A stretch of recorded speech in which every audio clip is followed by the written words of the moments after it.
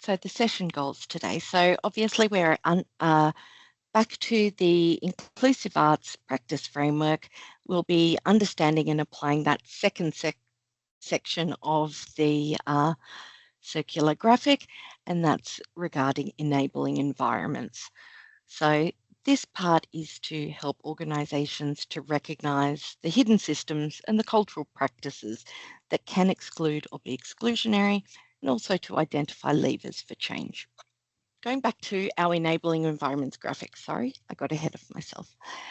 So we're talking about what does an enabling environment mean within an arts centre, within an arts program, within inclusion and accessibility considerations. What does it mean for culturally, linguistically diverse people with disability? So our co-design group identified that while strengths-based approaches are preferred when supporting anybody, it's not possible to retrofit or create from scratch truly inclusive, enabling environments for people with disability from culturally, linguistically diverse backgrounds if we ignore the barriers to inclusion that currently exist in mainstream environments. It would be, we can't ignore what currently exists because it's not what we want. We do need to work with what we've got. So what does a barrier look like within an arts context? So a barrier is a blocker to participation, whatever that may be. So it stops somebody from being included. They're on the outside. So we have separated those barriers into 3 separate domains. First and foremost, structural barriers. This is where we're talking about our physical environment. Inaccessible venues, inaccessible formats, program timelines, a lack of flexible funding and transport support, communication and language barriers. These all come into the physical environment that make up the space where people would be trying to participate. Secondly, we come down to those organisational barriers.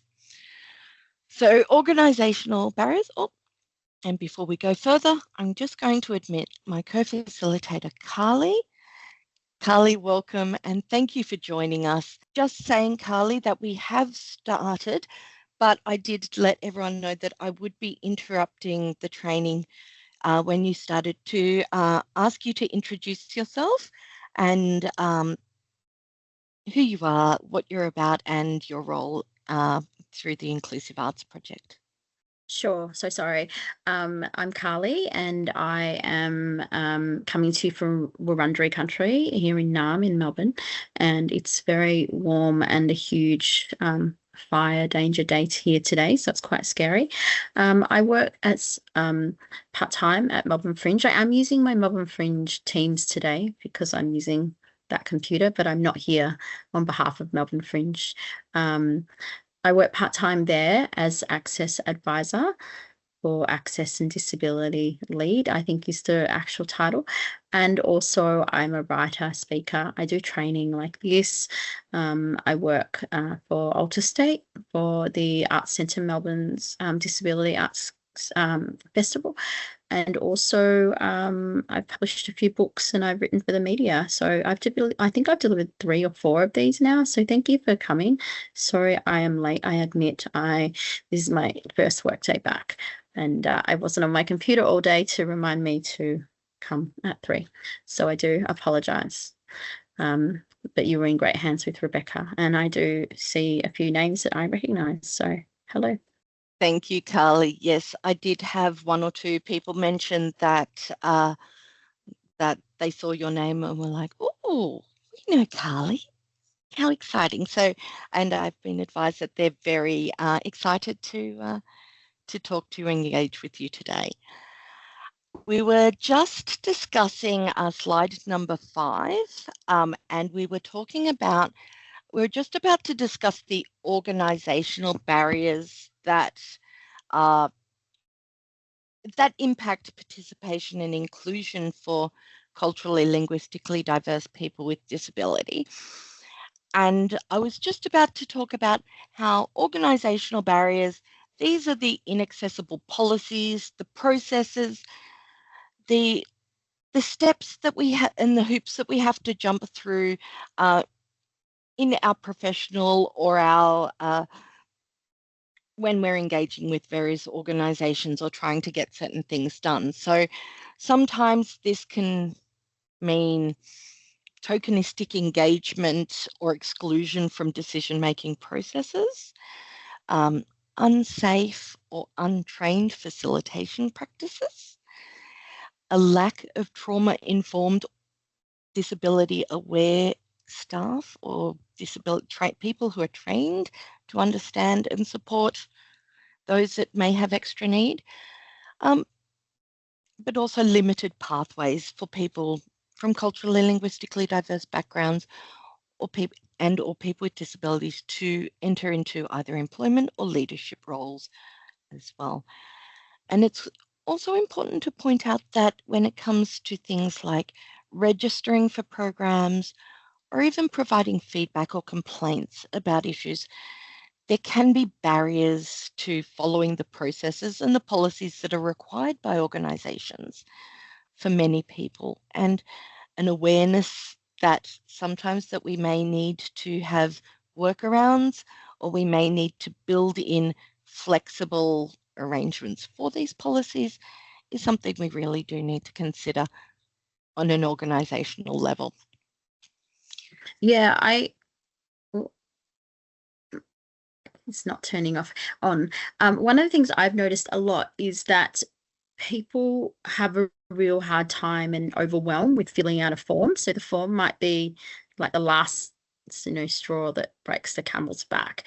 I recently, for my fringe work, when we had the festival, I sent through an artist pass form, and I just didn't realize that would be the very thing that someone couldn't do, because it was just too much at the end of registration processes. So I realized there has to be an easier way for that. And often, for many computer literate people or people whose language is, the first language is English, or who regularly fill out forms, they have no problem. But then it can be really inaccessible for many people. And I did spend a lot of time in Melbourne Fringe a few years back now, but I think it's done by other people that are in our team. But I spent a lot of time making the big online registration form into a Word document so that people knew how to, what to expect, because not knowing what was on, like 10 or 12 pages of questions is quite overwhelming. And we will talk about some of the mitigation strategies a few slides away. But yeah, the final one there is also cultural barriers. Now, I will clarify here that when I speak about cultural barriers, we are not talking about cultural in terms of culturally and linguistically diverse in this particular instance. We are talking about those cultural barriers in terms of attitudinal, systemic barriers. So the way that the organization thinks, the culture within an organization. So sometimes these can include things like stereotypes around who can and cannot be an artist. What constitutes good art is another one that we see a lot. Even from those that you may not expect. You receive some artwork and somebody goes, "Oh God, is that art? Is it really?" That's not what we're looking at. That's not what we're about. Art is in the eye of the beholder, and a lot of people tend to forget that. But also, art is the experience, and I just realized that particular term is another one of those entrenched, potentially ableist terms. In terms of those cultural barriers, lack of visibility and representation is another big barrier to participation and inclusion. people need to see, especially if they feel that they are not necessarily a part of the main group, if they feel that they may be slightly different and have concerns or anxieties around whether or not they are welcome or a program is for them. These can be barriers to participation. So as well, dismissal of informal, cultural or non-verbal knowledge is again another one of those cultural barriers. And as we discussed yesterday, assumptions and biases about the needs, wishes of a group of people. The next step is what I would like to talk about next is some examples that are not necessarily included in that practice framework there.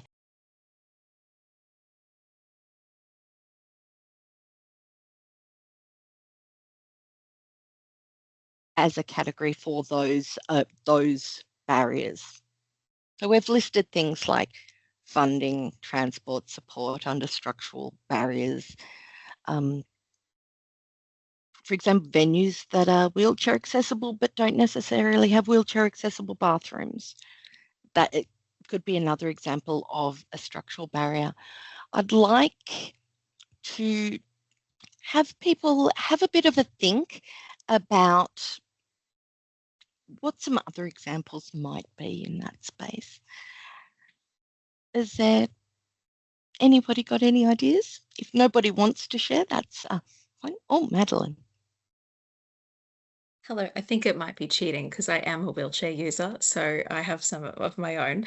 But along with the lack of accessible restrooms, it's the illusion of an accessible car park, but it's actually just a regular sized car space with the symbol slapped on it, but I still can't. There's not enough space to get the wheelchair either side of the car. Similarly, something that people don't think about is actually having access to PowerPoints at the venue in the unfortunate situation where perhaps our wheelchair batteries might deplete faster than usual. It's important to be able to recharge quickly and safely. Yeah, absolutely. And that's a very big one. Yes. And what I would also point out, Kimberly has also mentioned that where venues or organisations say that something is accessible, but there is a lip at the door or the corridor is too narrow, a little ledge. Sometimes, a single step may not necessarily seem to be that much, but it is actually a big deal. I do have some hands up. Brendan, I believe you are first. Well, I'm cheating too because I'm also autistic with sensory needs, so I'll cheat too. Is that one of the barriers that people often don't think of is the sensory issues that people may have going into a building, whether it's noise, whether it's too hot, too cold, whether the lighting is fluorescent, which is flickering, which may be distracting to some people. So I think that, definitely as somebody who is autistic and works with autistic people, the sensory aspect of a building and the surroundings can also be really important. Even the kind of cleaning chemicals they used within that environment may be too much of a trigger for some people. 100%. And just before we go much further, I just want to address something here, everybody. And this may be an issue of everyone's own internalized personal biases. It is not cheating to rely on our lived experiences when it comes to accessibility and inclusion in these spaces. Your experiences are valid. It's not cheating. Okay. Yeah. Alrighty. Who's next? Verinda, I believe you've got your hand up next. Would you like to add something? Maureen was before me. Oh, right. Oh, the numbers keep changing. Oh, yes. Sorry, I apologise. Maureen, you are number one. That's easy. I like to be number one occasionally, Rebecca. Don't we all? I was going to say, you know, in some of the older buildings, they'll pop in an accessible toilet that meets standards, but they won't actually think about the turning circle in front of that toilet, or the, you know, I think Kimberly mentioned, you know, the width of corridors and that in her note in the chat, but it's those sorts of things, and also the change in surface. So there, in one of our buildings, for a lot of reasons, there's a very soft carpet that, you know, enables you to stand in your stilettos pretty well because it's not straight on hard floor, but it's absolutely a monster to push a wheelchair across. So, you know, we have these things that maybe have been put in there for some really good acoustics, some really good other reasons, but not necessarily thinking About access the all the impact. way. Yeah. Yeah, thank you. That's actually a really good one, especially in performing arts venues where the acoustics are so important to how it works out, but that does reduce the accessibility. Thank you. And sorry, I believe now you are up number one, Brenda. All right. Well, Brendan stole my thunder basically because we work together and we think together, and we're on the same lines of just the lighting, the sound, and all that. But I wanted to add that, you know, we've ensured that within our grant that we've costed for interpreters, that you make sure you have those costs for support people built into what you're doing. We don't have interpreters here. We don't have captions here, like what we're doing, Rebecca. And I know that we have a hearing impaired colleague that's on board. He's more than welcome to stand up for himself and voice his needs. But we need to make sure that we have got space for support people that are required, that people bring with them, that, you know, if you're seating for 12 people, you make sure you have enough seating for the support people that may be needed. And I'm just becoming a wheelchair user, and I've had some incredible experiences to date, one being trying to navigate 6 airports in 16 days. That's a whole new experience for me, and I'm sure the others will agree. But I think just being able to have your materials in the correct formats, as said before, with any intake forms or anything that you're using, to offer alternatives, and that alternative might be to actually speak to somebody if needed. So you've just got to have all your options there and listen to what people ask for, so you don't assume anything at any stage. That's basically. Yeah, thank you so much. It's also really important to and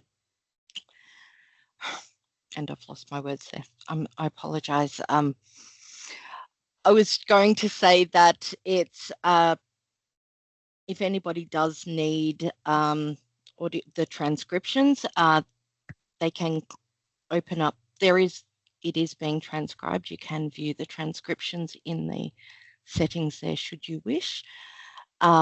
And should anybody need further supports for the rest of these webinars, there is the access rider in the invitations, and I do encourage you, if you do need additional supports, to send that through to me, or even just text message, phone, give me a call, shoot me a line, and I will organize this.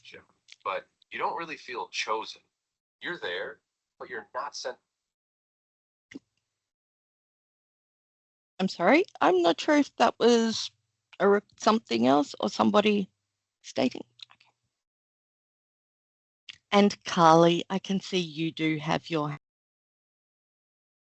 Sure. Hi, I just got a couple of other things around access that might not have been thought of or considered yet.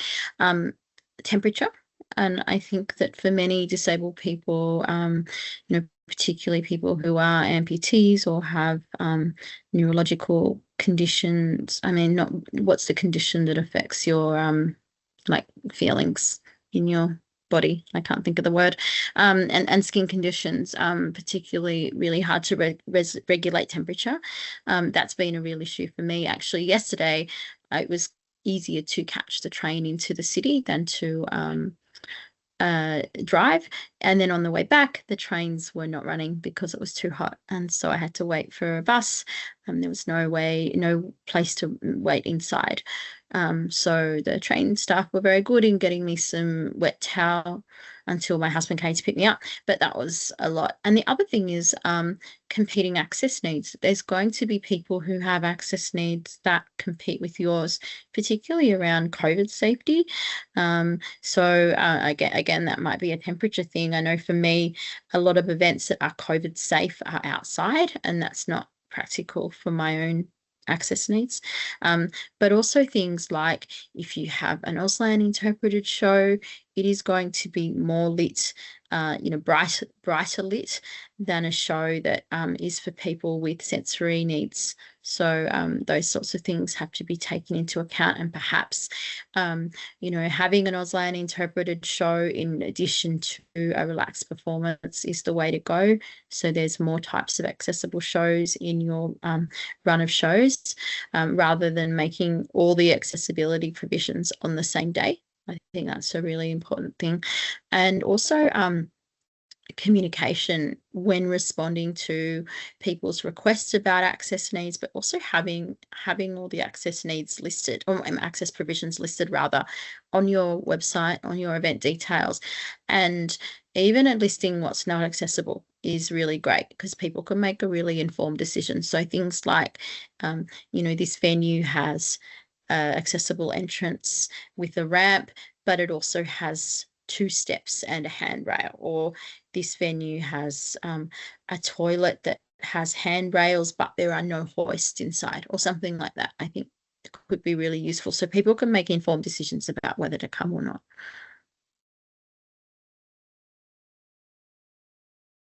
Thanks, Carly. So the next step is actually from our workbook. We do have a fairly comprehensive inclusion audit checklist.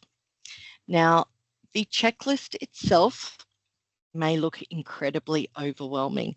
And this is something that Carly and I both discussed, because we don't want to overwhelm everybody, but again, it is really important it was very important for our co-design group as well to identify a lot of those actual barriers that other people may not necessarily have considered. We'd like you to have a look at that checklist now and just have a quick flick through around and consider it in relation to either the program that you're running or your whole venue. We understand some people don't necessarily work out of venues that they have control over, and we understand that sometimes people don't necessarily have a venue at all, whereas some organisations are responsible for a facility. So please consider the checklist, work through it as you can. And Carly, did you want to talk to this? Yeah, I wanted to say that, just on what Rebecca said, it might be overwhelming. I think it's really important to look at what you can do, start somewhere, rather than just saying, oh gosh, that's all too overwhelming.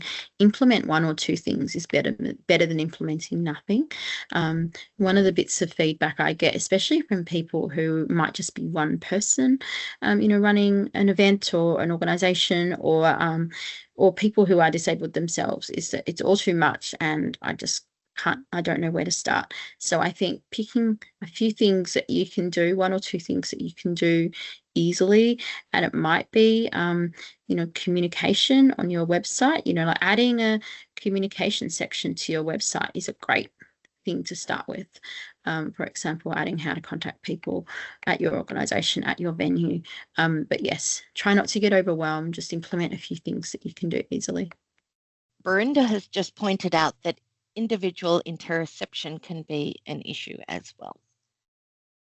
And I will also quickly point out with this audit checklist, there is no pass or fail. It's not a judgmental exercise. It's reflection, it's review, but sometimes it also helps us to sometimes see some of the barriers that we may not necessarily have even considered because it's not something that we personally struggle with, or it's not something that people who we know have struggled with. So some of them can often be surprising or easily overlooked. Danielle, you have your hand up. Yeah, I know what the sunflower means, but the Hidden Sunflower Initiative. Do you know? Can you give me some more information about that? Yeah, I can talk to that if you Carly, like. yeah, go for it. I was about to. So I have met with the sunflower people through Fringe a few years ago, and what it means is that there's a lanyard or a badge or a wristband that people can wear that can choose to wear to identify themselves as having a disability, as being disabled or not. I can actually see my sunflower lanyard from across the room, so I can't get it to show you. It means that they can present it, that disabled people can present it at the airport or shops or venues like councils, libraries, etc., to suggest that or indicate that they are disabled and may need some extra time or extra assistance. What it means for the organisation, though, is that they have to be, someone's holding up their lanyard now. Yep. Brenda, they have I believe. Has to be accredited to have the sunflower badge, and they have to undergo training. It also costs the organisation quite a bit of money to do that. I think for a small organisation it was $500, but for a larger organisation it was significantly more than that. And so an organisation can't just say that there's some sunflower accredited. I think that they have to go through that. I feel a little bit weird though, and I think that might be because I have a visible disability, that I don't feel like we need to show a badge or something to say that we need help. I feel like we could just do that. I had an experience with it when I was at the Taylor Swift concert at the MCG, and there was a specific line for people who had access needs, and I think it had the sunflower sign up there, but I didn't have my lanyard. I didn't have a lanyard then, again, because I only believe that we don't need to show, have a pass to show that we're disabled. But I did use it. And I also saw that many of the staff were not seen to be trained in that, because there were people that were walking up and saying, I need to use this line, and some people refused them without a lanyard or a badge. So that was annoying to see that all the staff sort of didn't take the people on face value, that that the people that were being admitted without badges looked to be physically disabled, visibly disabled. So yeah, I can also say, and I don't know whether I'm speaking out of line here, but they're not disability run, which is an issue, I think, because they don't have the lived experience in setting this. So I would worry about that. And I do also worry that people have a perception of what disability looks like, and so they're not always going to grant someone assistance whether they have the pass or not. I know I've been at the airport, and when they say, does anyone need further assistance, I'll get up and go, because I need a little bit more time to board. But I have seen people be refused as well. So I think people's perceptions of disability are quite a barrier, even when they're presenting that lanyard or badge. And that comes back to our discussion yesterday about those internalized biases and assumptions about what is a disability and who is eligible. Maureen. Danielle, I want to, because Danielle and I work in the same organisation, I want to say that Council has trialled it at our Aqualink service. So Sue Summers from Aqualink is a good contact for that. And through our community consultation for our next disability action plan, it's kind of on the agenda to have a look at it. But as Carly was saying, it's a $2,500 a year cost. Yeah. And like, yes, there is training, but it's very generalist training for, you know, for disability awareness. Right. And then the merchandise costs as well, you know, like $8 each for a lanyard and stuff like that, that you can't sort of recoup that funding. You have to like give it away for free. So large organizations like Council that have 1,500 odd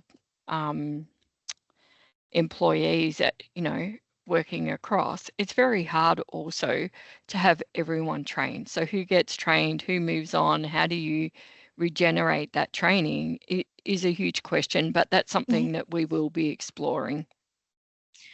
And I will also state that, again, this was co-designed by all of the members of our advisory group, and it's not necessarily always going to be something that suits everybody or every organisation.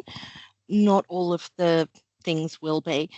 It is going to be something that organisations do have to sort of explore themselves and see whether or not it actually will be relevant and suitable to the people that you're working with and you're supporting.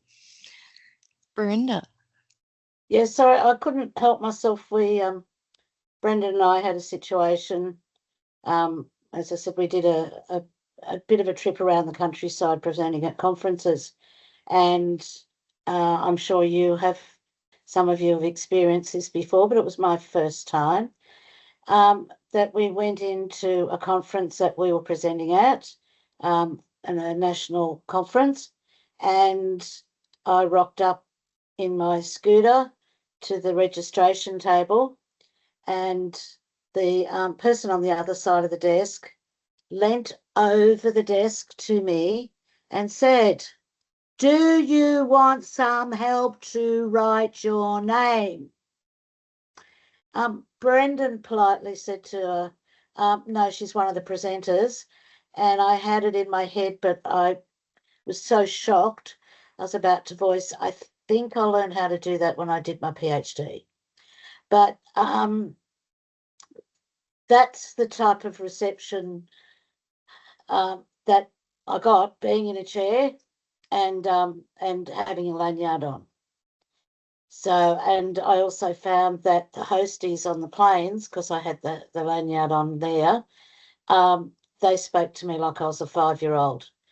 And I was getting a service from them, so I wasn't about to advocate and say, "Listen, you idiot, you know, you don't need to speak to me like that," because I didn't want to cause any disruption. As it was, there are all sorts of things happening, including being left off the plane with no support and, you know, struggling to walk through an airport.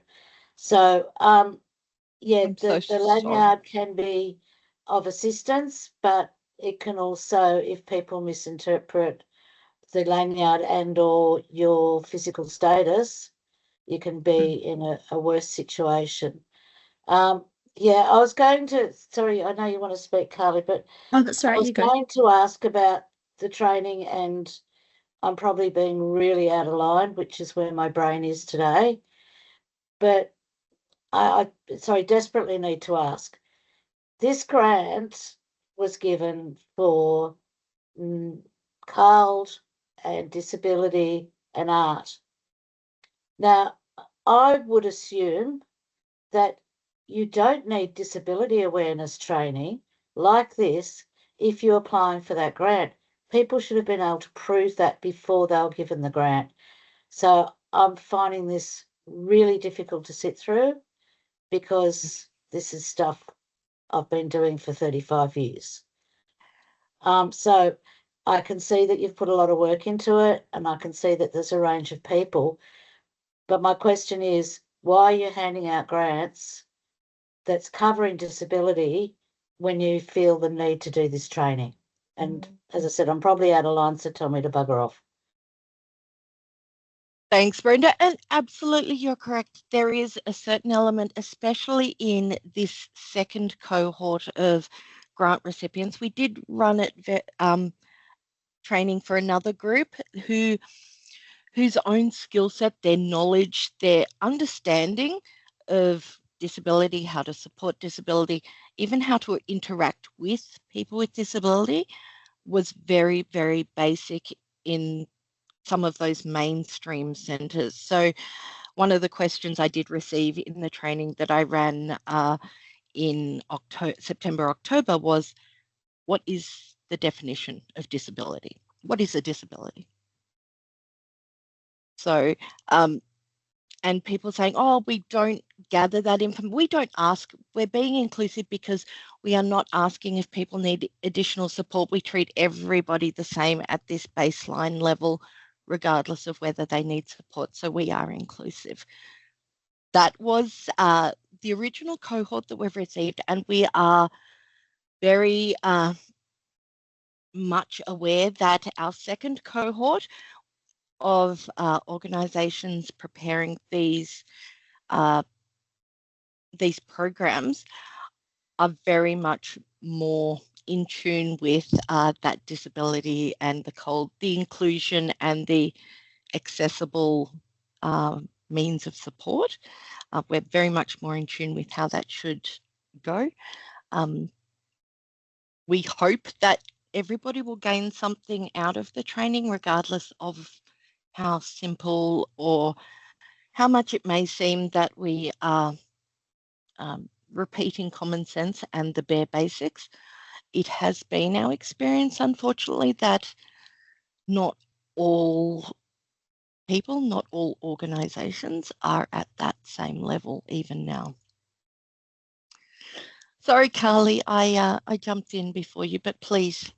Oh, that's right. I can't remember now what I was going to say, but I do want to say that adding on from what you said, Rebecca, I think that knowing the advisory board that have worked on this training, where all people of colour, me included, and that a lot of people who are disabled and from a culturally and linguistically marginalised background, or people of colour, or from First Nations background, experience different barriers to the white disabled people. So a lot of this needs to be looked at from an intersectional lens, and that everybody is at different levels of knowledge and experience with disability access.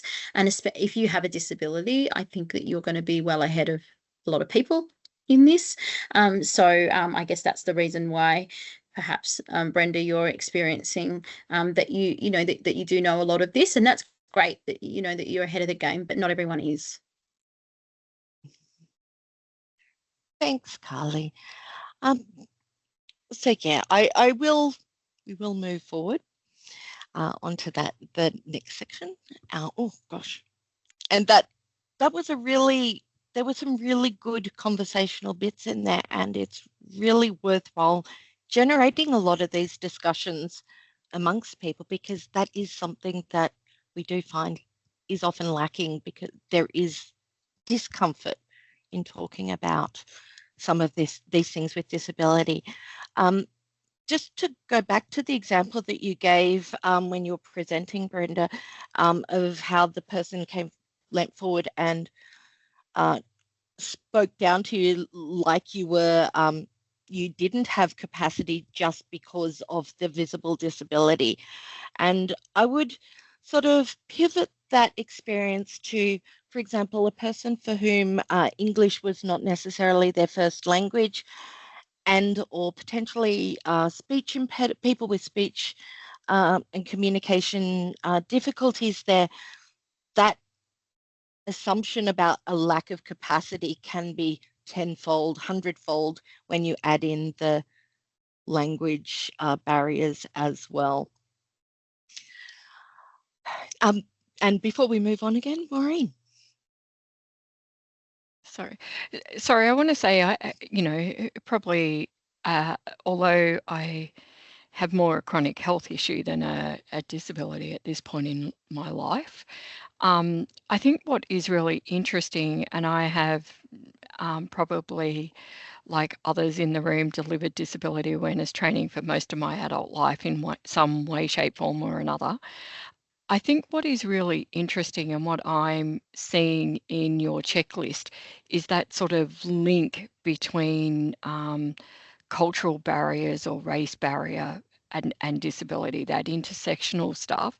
And I think if there's an opportunity to strengthen or to highlight some of that a bit more in the checklist, rather than because the disability access stuff sometimes is it's very complicated, and I get that, and it's very individualized and competing and all that, but that would be a really great way of just bringing those lenses a bit more into the open to deal with that. But it's also really hard to do that because you don't have the access to premises standards to sort of fall back on about how big is something or how should something look. So it's different grounding. But I've actually quite enjoyed it, which is really strange. So when you talk it, when you can say it, when you can do it. So no, I've really enjoyed it. Thank you. I feel that even if we are reminding people, telling people things that they already know, and just being really basic, I think it's really important that we, unfortunately, we do have to ensure that everybody has that baseline of knowledge and acceptance and understanding. So one of the next steps that I will actually point out is that the next step, we're not always going to, it's not always possible to remove all of the barriers all of the time, especially as mentioned before, we may not have the ability to change things within the venue we're at, or there may be barriers that we just cannot remove ourselves. And in completing of the checklist, it helps us be aware of some of those shortfalls of the venues or the programs, and it helps us to start to look at and consider ways to mitigate them when we're planning. For example, we may be based at a specific venue. We may choose to run a program or an event somewhere else because we're using their accessibility needs. When we're talking, when we step aside from the program that you're running or the planning right now and consider some of the actual organisational barriers within the programming, staff and employees who may not necessarily be within the management or the upper echelons of the organisation, it can sometimes seem a bit daunting or insurmountable barriers to being able to advocate for or enact effective change. So when we're looking at change, we need to consider who does have the power to make those changes, and what changes do they have the power to make. So even internally, no matter what level, if we're frontline staff, whether we're programming officers, access and inclusion advisors, a member of a co-design group, there are avenues and methods that we can use to advocate and affect change.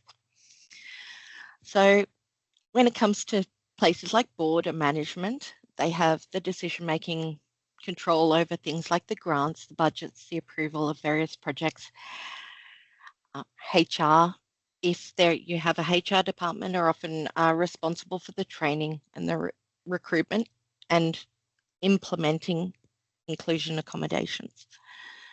Whereas programming officers obviously have input and control over the planning and the organisation of their own programs. So within all of these groups, there are mechanisms for providing feedback and change. So when we're trying to provide feedback to our board or our management, sometimes that can happen through personal supervision, our organisation strategy meetings, annual performance reviews, even when we're submitting reports or information about the programs to our supervisor and our management. These are often good places to push for that change. Within HR, and again, performance reviews, emailed feedback, escalated requests via management, there are ways of enacting change in these spaces. And again, co-design groups and programming officers have that ability to make decisions about the program in the capacity of their groups. Moving on, I've mentioned feedback a couple of times.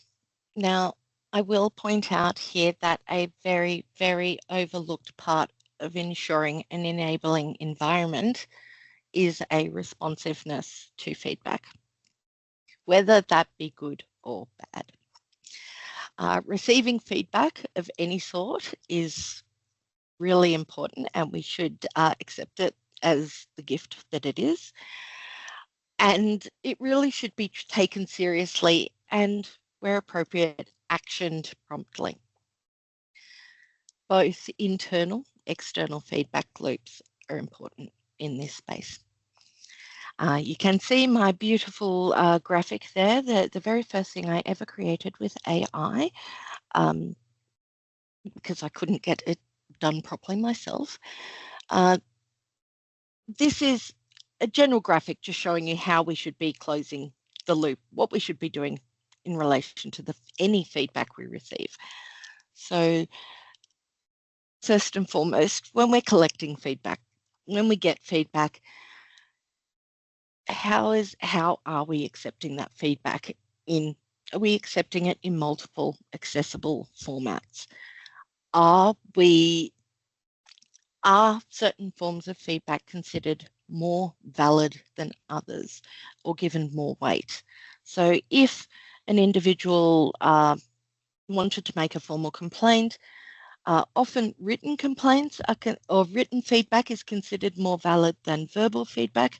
However, again, as Carly mentioned before, asking somebody to put something in writing or to fill out a form can sometimes be that insurmountable barrier. So do we have mechanisms for recording feedback, capturing where the feedback itself is not provided in one of those formats? Carly? Yeah, I also wanted to raise the issue of when somebody has to bring in an interpreter, so an Auslan interpreter or perhaps a second language interpreter, and that might create some level of a perceived lack of safety or an actual lack of safety for people providing feedbacks, or even in having to discuss something that they would want to discuss privately but have to bring an interpreter in. That's really interesting. I actually had an interesting experience, and it wasn't to do with marginalization. I'm not marginalizing myself, but I went to France for an influencer event, and it was amazing. It was a thing that I had to do for a brand that provided skincare. So I have a skin condition, and the only way that I could speak to the doctor was with the help of another person who spoke French, and the only other person to do that was someone from the marketing team. And I thought, in all of our times that I've worked with an Auslan interpreter, for example, in no way would I have asked that person, the interpreter, to be someone else other than a professional Auslan interpreter. So I think it's really important that you bring in professional people when doing that, and also understanding that sometimes what you're talking about, like a complaint or a job application or something might be so sensitive to some people that they need that absolute trust in who they're working with as an interpreter. Thanks, Carly. That's a really important point. And also, it is really important to be aware as well that, especially with some of the smaller culturally and linguistically diverse communities, there may be a very, very small number of actual interpreters that can provide that service within a very, very small community. There may be personal or other links between that individual and the interpreter. So sometimes there can be those concerns about privacy as well. Carly. And also to ask deaf people who they would like as an interpreter, or ask other people who need an interpreter, whether they've got a preferred interpreter. And if you must hold a meeting with multiple deaf people or multiple people from that same cultural linguistically diverse background, making sure that everyone agrees with the interpreter that you use. I think that's a really important thing as well. Thank you. Brendan. Just like Carly said about, and I think you said as well, Rebecca, about, there may be a limited amount of people who speak this particular dialect or language. And it also comes in terms of when you're working with people who are in a rural or remote community, in that there may be a very limited number of people within that community that are able to offer that support. And again, that might not be culturally or even socially safe for those people to have someone interpret or support them from that very small remote community. So I know ourselves that when we've looked at these things, that's been an issue, is finding people that are culturally and socially safe within that small area. It's really important. Thank you. And so when we get feedback, whether it be verbally via an interpreter, whether it be written, whether it be captured in some other way, we need to capture it. We need to save and track what we're doing with that feedback. We don't want to go, thanks for telling us, and then let it go off into the nether. So, sure, we'll do something about that. And then crickets. We need to save it, capture it, keep it, review it for trends. Maybe if we start getting, multiple people from a particular community raising a particular issue, are we keeping an eye on that? Are we actually looking at that and seeing whether or not we can do something about it? Which brings us through to the review and reflection section, where are we actually seriously considering what is being said and how it's being responded to? What are we actually able to do anything about this particular piece of feedback? So are we reviewing the processes and actions in response to that? And who and how is that being done? Once we've actually had a looked at the feedback, captured it, tracked it, are we actually taking real action? Are we responding to and making changes as a result of any of the feedback that we've received? Whether that be real time, whether that be in future programming or otherwise, we do need to make real change. And if we can't, we need to be transparent about that and acknowledge it to the person who provided the feedback and close that loop. So again, in trauma-informed practice, we do need to validate their experience and ensure that they understand and are aware we have listened, we have considered, we have done what we can, and this is the plan going forward.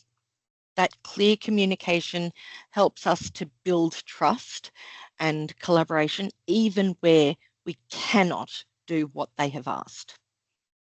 Carly. I think it's also important to realise that for many people, particularly with lived experience of disability and who might be multiply marginalised, that providing this type of feedback is actually work for us. And I can give it a good example of where I provided some feedback to a casting company who were looking for a person who had a facial difference for the role of someone that was evil or scary or, you know, a bad character. And I provided feedback on that in form of an Instagram comment, and it was quite lengthy. And then I provided some details, some links to work that I'd already done on this, so articles that I'd already done on the problems of misrepresentation of facial difference. And we had a phone conversation, and I actually said to them, this is work for me. I have a PayPal account if you'd like to send me some money for this work. You know, I would have said it would have taken up an hour or two of my time, and they did, and that was great. So knowing that that this is work, and even if you do have the budget to compensate people, particularly where there is a power imbalance, that could be something to think about as well. It's hard work sharing our thoughts sometimes, especially if we are used to having to advocate for our own needs a lot or all of the time. So making it easier to provide feedback to in any way, shape or form, taking the work out of it for us is incredibly important. Brendan? We run a series of community consultations in the middle of last year, where we actually asked participants, you know, all of these questions. And one of the things that did come up, Rebecca, just like you were saying, is this sense of overwhelming fatigue of constantly having to explain your needs and you know, your disability to a whole group of new people each time you access something. And also, and on the flip side of that is also that when we are asking people with a disability, or, you know, anyone really, for their thoughts and asking them to really do work, we need to make sure that we're actually paying them for that. And it's not just, you know, oh, well, you know, it's just a privilege that you can be as part of this process. No, this is work. This is, you know, this needs to be recompensed by in some way if we have that availability. And absolute 100%. So whether you asking people to come in and advise or co-design or review anything, even where we are asking people who may have mobility needs to do a site tour, a venue tour, to see whether or not it is truly accessible.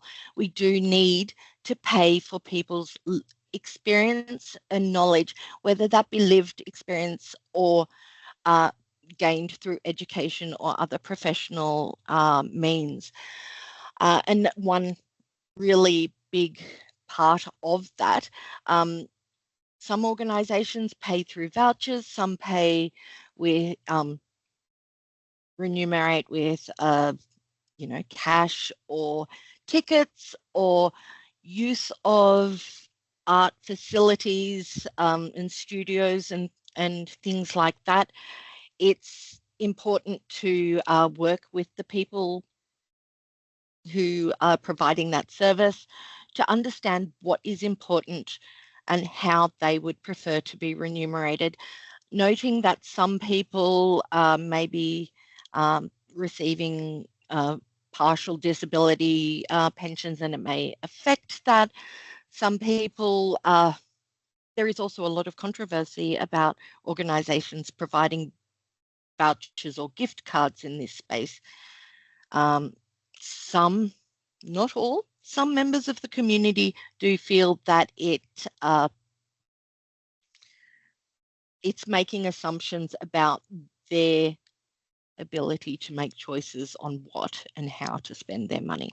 So again, flexibility and conversations, communications about what is important for each individual.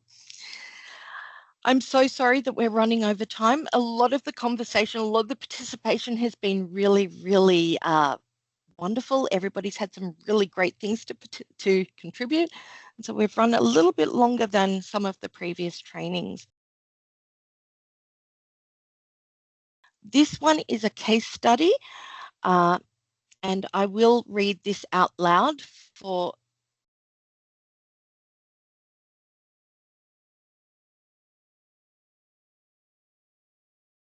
I would like people to think about how this was handled. I promise this is a real event. It is not rage bait.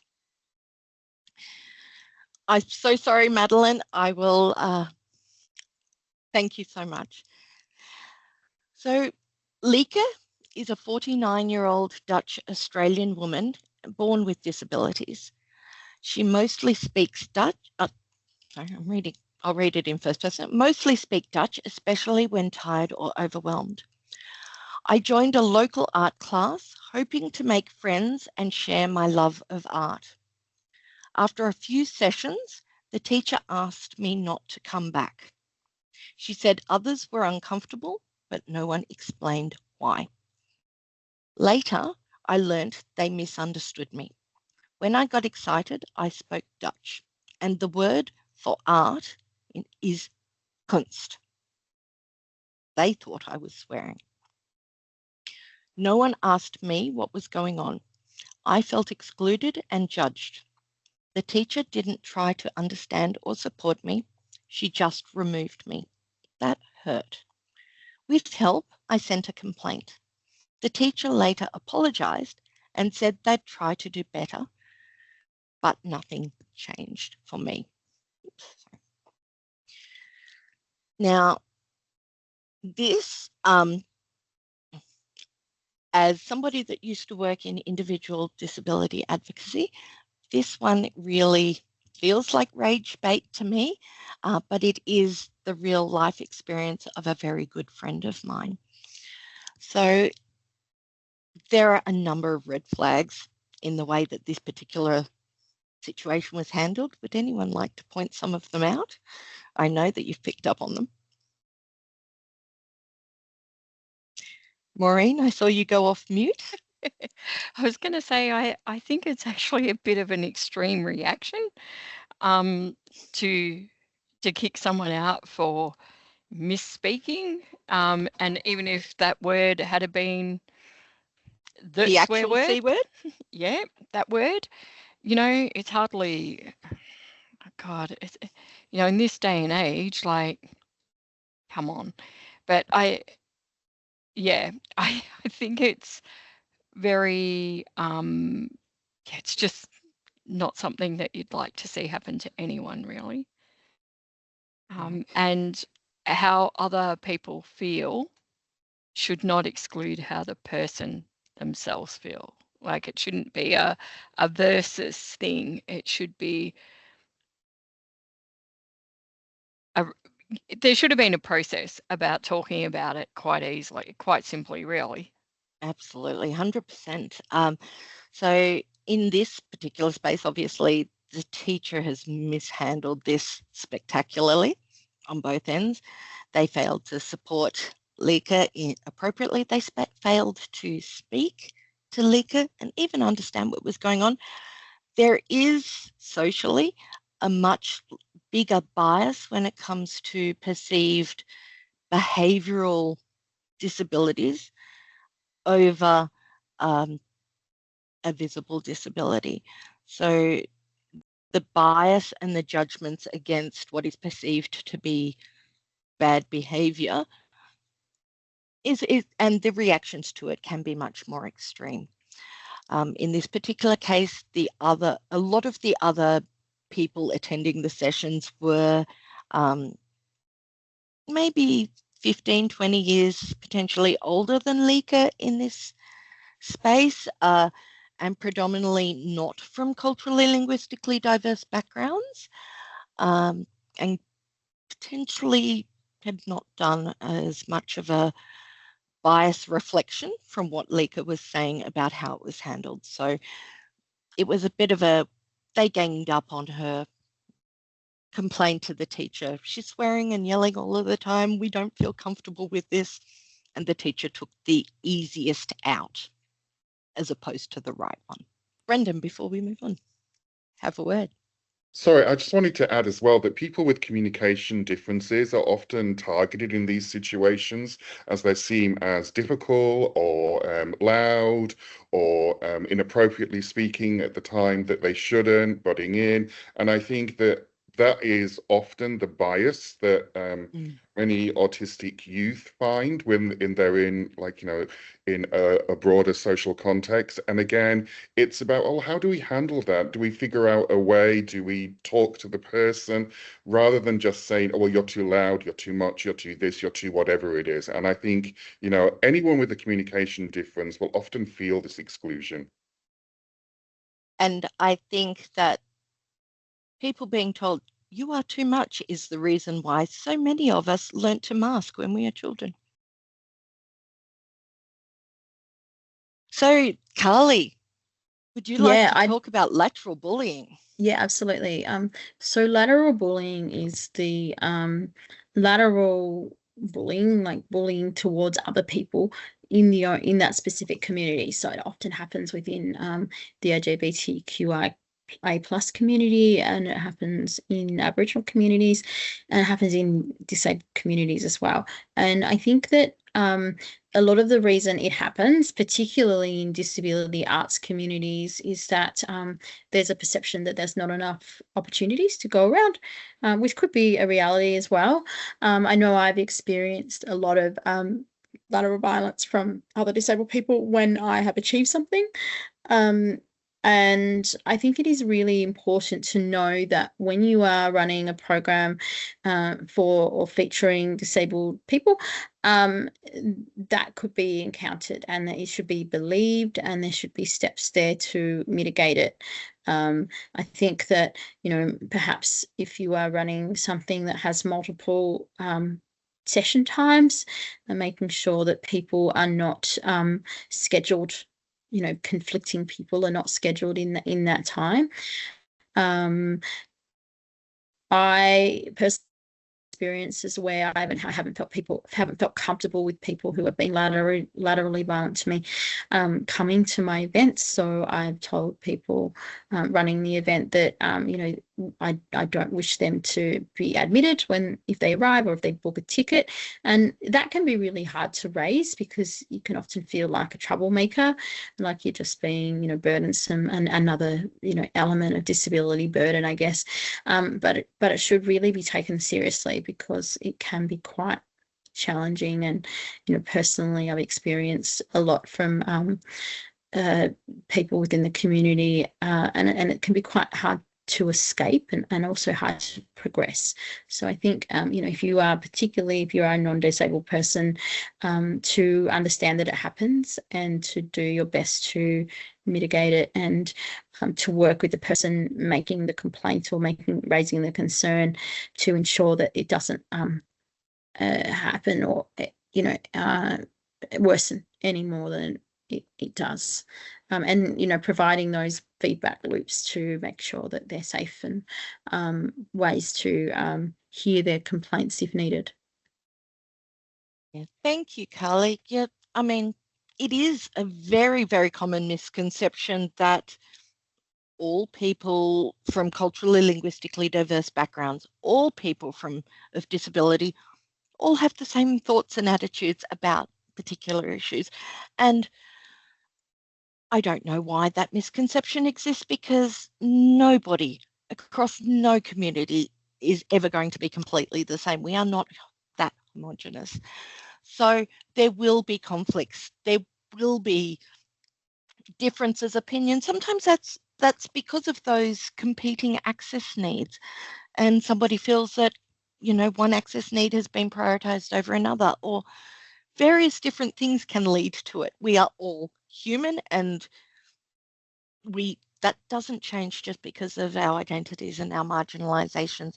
It does mean that sometimes we do need to have different processes to be able to follow and access our own rights around, whether it be making a complaint about our treatment or other grievances processes. I'm so sorry. Thank you so much for coming. I will send everybody the recording after this, and we are nearly done. So when it comes, if an issue or complaint does come up, don't skip the appropriate mainstream processes, but do ensure understanding and provide support for them to undergo and work their way through those processes and navigate those systems. Work cover, Fair Work, they all have, and even within programming, we all have those processes and those legal steps for a reason, and ignoring them or sweeping them under the rug because supporting somebody through them may seem difficult is obviously not the appropriate way to do things. So it is your responsibility in this space to ensure that they understand the process, the consequences, the privacy requirements in this when you're navigating grievances between two. It's incredibly important to ensure that both are supported, both the perpetrator who may have it, who has those additional needs, and the person that is reporting bullying or a grievance. We do need to ensure both parties' safety and make sure that they both understand consequences for whether that be retaliation or for the initial incidents themselves. And obviously enacting appropriate safety plans where needed. So that is the last slide. The grounding exercise, it really is an important part of having that space and time to transition out of an old task and into a new one. So what I would like to ask everybody today is, what is your favourite afternoon snack? When it comes to snacking at around about that 3 o'clock time frame, what's your go-to? Maureen likes Tim Tams. Chips and chocolate. Oh gosh, people after my own heart. Healthy with the fruit, cake. Chips. Yes. What are your favourite chips? I've recently found that they're reselling tubes, but my favourite chips ever are actually the ones that I used to get in Japan, and they call them consomme flavoured, and it's essentially takes like, I think it's vegetable stock or beef stock or something like that, but yeah, consomme flavoured chips from Japan are my favourite. And whoever said pickle flavoured chips was Kimberly. Wow, interesting. But then again, I can't talk because I eat Vegemite on raisin toast. Thank you very much, everyone. Yes, and Brendan, Mossburger chips. No, Mossburger, the best thing ever from Mossburger is their teriyaki chicken burgers. Oh my gosh. And, you know, it's probably a good 20 years since I ate one, but I'm tempted to, you know, buy a ticket and fly over there just to get myself a teriyaki chicken burger. Thank you, everybody, so much for attending. Thank you for so much for your participation. I believe this group was probably one of the ones that really had a lot to say, and I really appreciate the insights, both lived experience and the professional examples and experience that you've all provided as well, and noting that this process is not just about people with disability from culturally, linguistically diverse backgrounds, but that inclusion, increasing the ability to participate and increasing access and inclusion for these groups will increase it for all of us. And some of you I will see tomorrow, some of you I may not, but I look forward to seeing you all again in the next lot of trainings. Thank you so much for attending.